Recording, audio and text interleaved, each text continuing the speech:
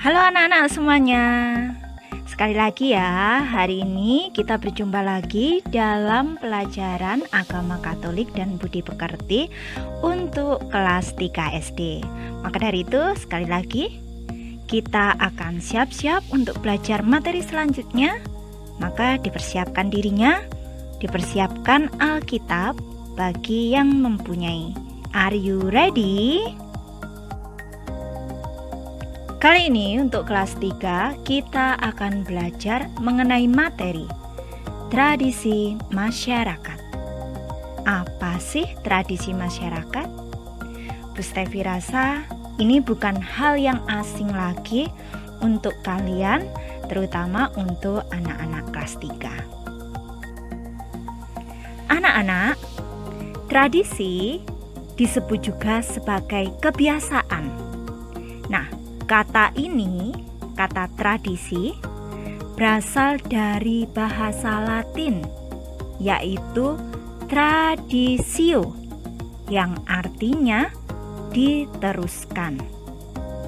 Maka, tradisi itu adalah sesuatu yang telah dilakukan secara turun-temurun, sehingga menjadi kebiasaan yang berbeda dari setiap daerah. Tradisi ini diteruskan dari generasi ke generasi.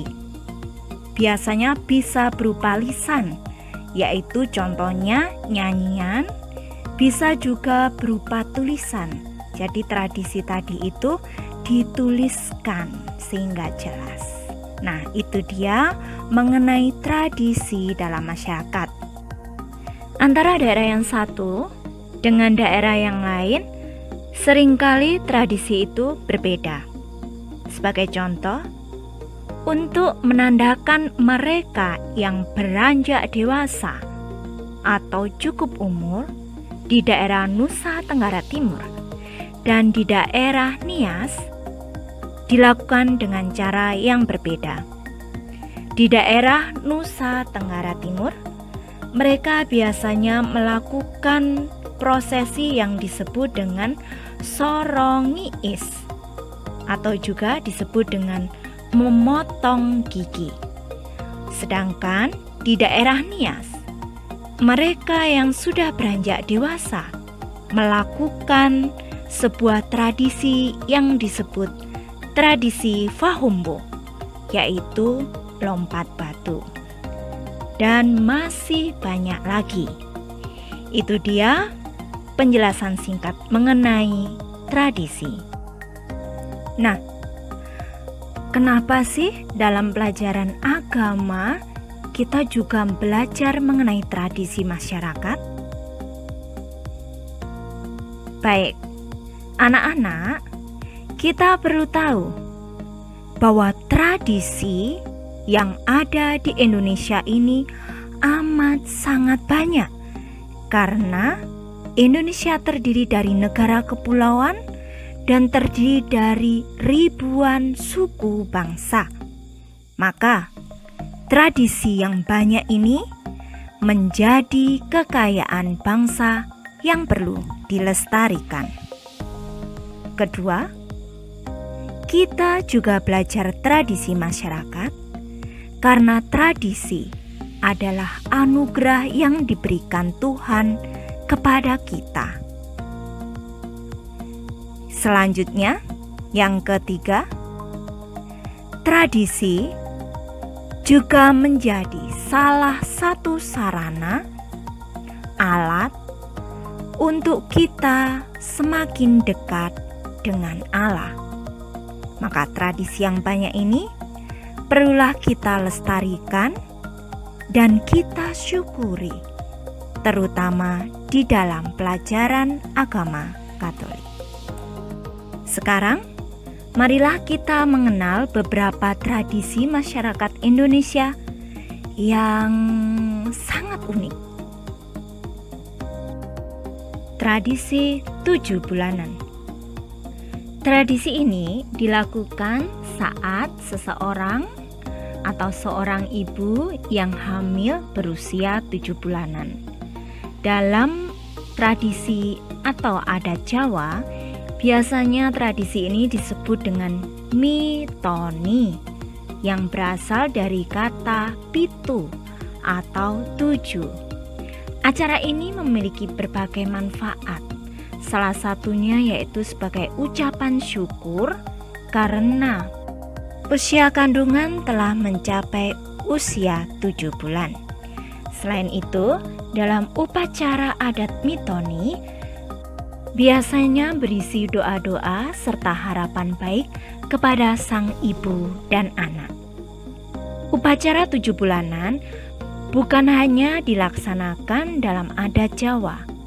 Di beberapa daerah juga memiliki upacara untuk seorang ibu yang telah hamil mencapai usia 7 bulan. Meskipun ada berbagai jenis istilah atau nama yang dipakai. Selanjutnya, kebo-keboan. Kebo-keboan merupakan salah satu upacara adat yang berasal dari daerah Banyuwangi. Sesuai dengan namanya, kebo-keboan dilakukan dengan berubah menjadi kerbau. Namun, kerbau yang digunakan tentu saja bukan kerbau sungguhan, melainkan manusia dengan tampilan seperti atau menggunakan make up seperti kerbau. Tujuan dari upacara adat ini masih tidak terlepas dari Tuhan, yaitu ungkapan syukur kepada Tuhan. Namun kali ini atas hasil panen berlimpah dan juga merupakan doa agar proses tanam benih untuk tahun kedepannya dapat menghasilkan panen yang berlimpah. Tiwah. Tiwah ialah upacara kematian yang dilakukan oleh suku Dayak Ngaju di daerah Kalimantan Tengah. Upacara ini melibatkan sumber daya yang banyak dan waktu yang cukup lama.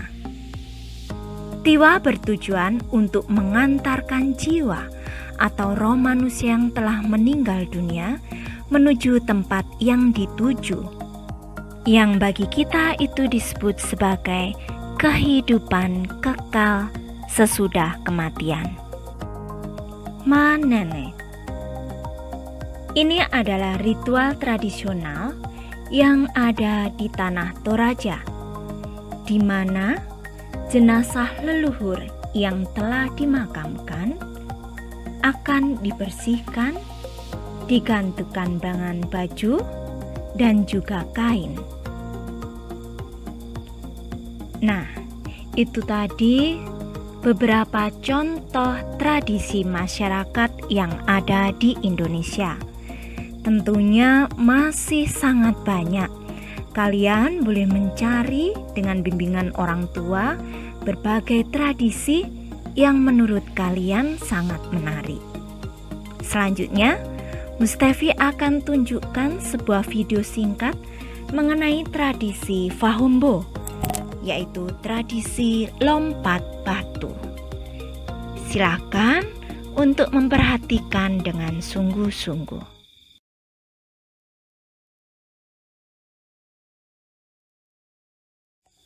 Nah, bagaimana? Menarik bukan?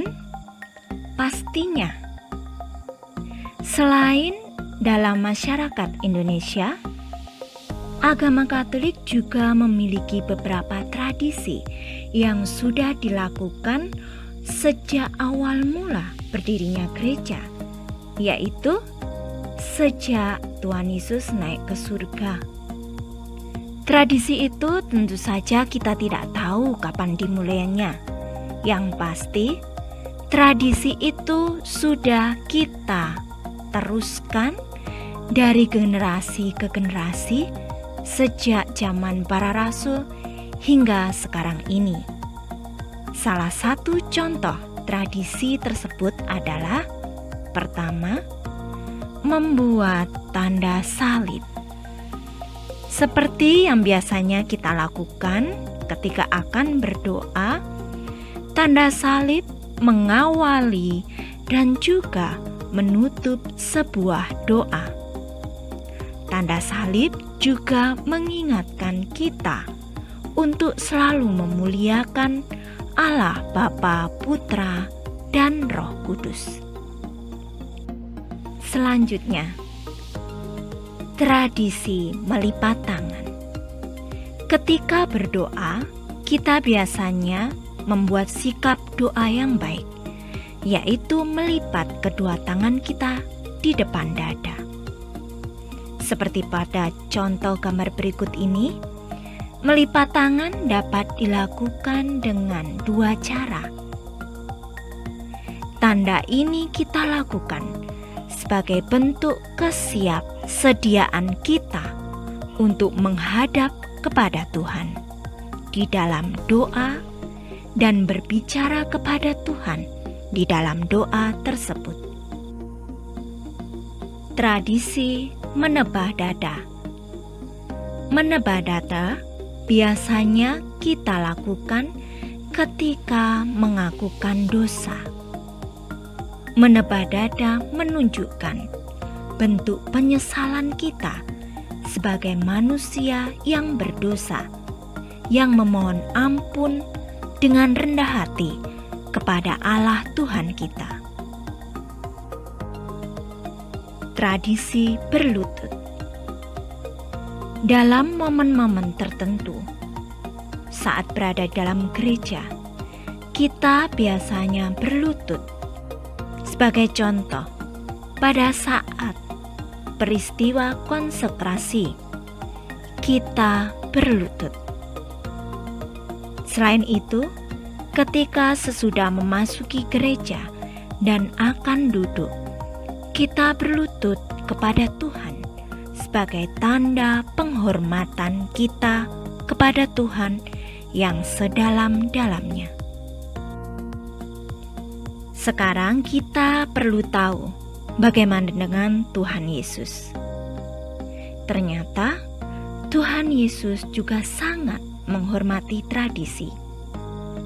Silakan untuk anak-anak yang memiliki Alkitab, dibuka dari kitab Lukas bab 2 ayat 41 sampai 52. Sekali lagi, Lukas bab 2 ayat 41 sampai 52. Yesus di bait Allah. Lukas 2 ayat 41 sampai 50. Kembalilah mereka ke kota kediamannya, yaitu kota Nazaret di Galilea. Tuhan dan para malaikatnya selalu menjaga Yusuf, Maria, dan Yesus.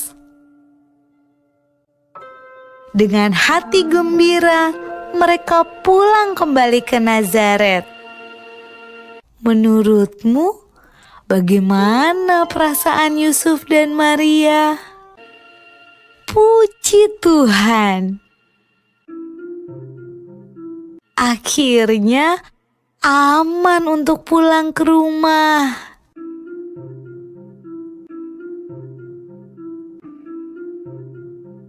Anak itu bertambah besar dan menjadi kuat, penuh hikmat dan kasih karunia Allah ada padanya.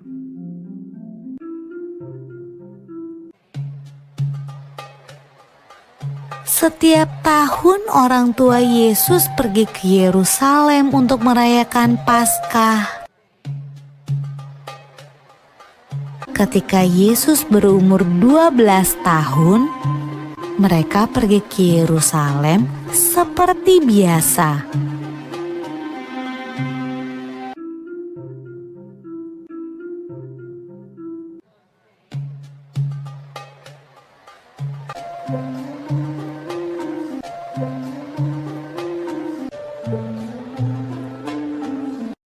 Waktu Yusuf dan Maria berjalan pulang ke rumah, mereka tidak melihat Yesus. Tapi tidak apa-apa. Mereka berpikir Yesus pulang bersama teman-temannya. Saat sore hari tiba, Yusuf dan Maria sadar bahwa Yesus tidak ada bersama teman-temannya. Yusuf dan Maria khawatir, lalu cepat-cepat kembali ke Yerusalem untuk mencari Yesus di sepanjang jalan.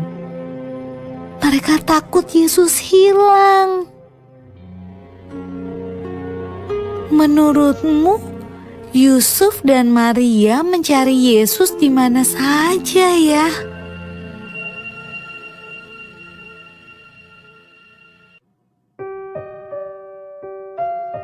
Ketika Yusuf dan Maria bertemu Yesus, ia sedang berada di Bait Allah, tempat di mana orang datang untuk beribadah. Yesus yang berumur 12 tahun sedang berbicara dengan guru-guru di sana, seolah-olah ia adalah salah satu dari mereka.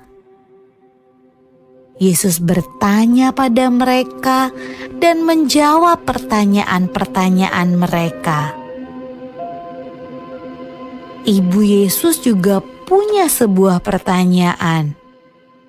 Anakku, kenapa kamu tidak ikut pulang? Kami khawatir sekali. Jawab Yesus. Seharusnya ibu tahu bahwa aku harus ada di tempat kerja Bapakku. Lalu ia pulang bersama-sama mereka ke Nazaret, dan ia tetap hidup dalam asuhan mereka. Dan Yesus makin bertambah besar dan bertambah hikmatnya dan besarnya, dan makin dikasihi oleh Allah dan manusia. Sudah kan mendengarkan ceritanya? Tuhan Yesus tinggal di daerah Nazaret, di mana berarti bahwa Tuhan Yesus berkebangsaan Yahudi dengan menganut tradisi agama Yahudi.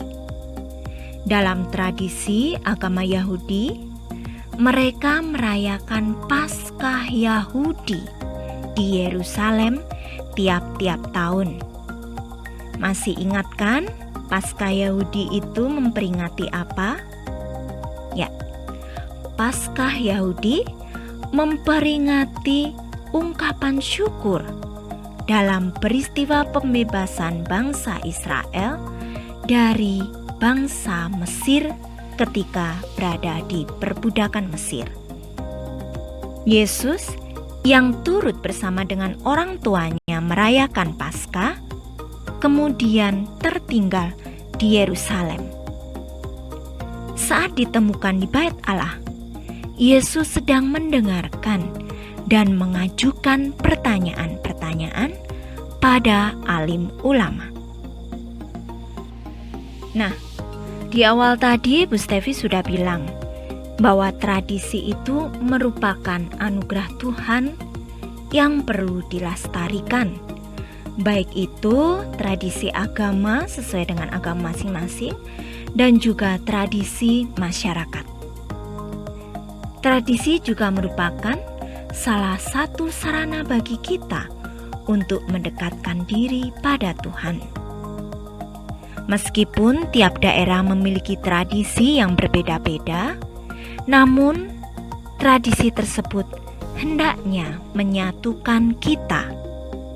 Kita tidak boleh mengejek, bahkan mungkin merendahkan tradisi yang dimiliki oleh orang lain. Semboyan bangsa Indonesia, Bhinneka Tunggal Ika, yang artinya berbeda-beda tetapi tetap satu, menjadikan kita untuk tetap bersatu di dalam perbedaan yang ada, termasuk perbedaan dalam berbagai tradisi masyarakat. Bagaimana dengan tradisi sebagai murid Tuhan? Yesus mengajarkan kepada kita tradisi untuk saling memperhatikan, saling mengasihi, dan juga saling menjaga. Ada beberapa tradisi dalam agama Katolik yang juga perlu dilestarikan dan dimaknai lebih dalam. Misalnya, membuat tanda salib, mengambil air suci sebelum masuk, menebah dada, berlutut saat berdoa atau sebelum masuk ke bangku, melipat tangan saat berdoa, dan juga mengucapkan berkah dalam atau shalom. Dan masih banyak tradisi yang lainnya. Sekarang, yuk kita merenungkan tentang tradisi tersebut dalam kehidupan sehari-hari kita. Apakah selama ini aku pernah mengejek atau meremehkan tradisi orang lain? Sudahkah aku ikut serta dalam melestarikan tradisiku sendiri, atau hanya melihat? Jika sudah, apa tindakanku, tindakan nyata yang akan aku lakukan sekarang ini?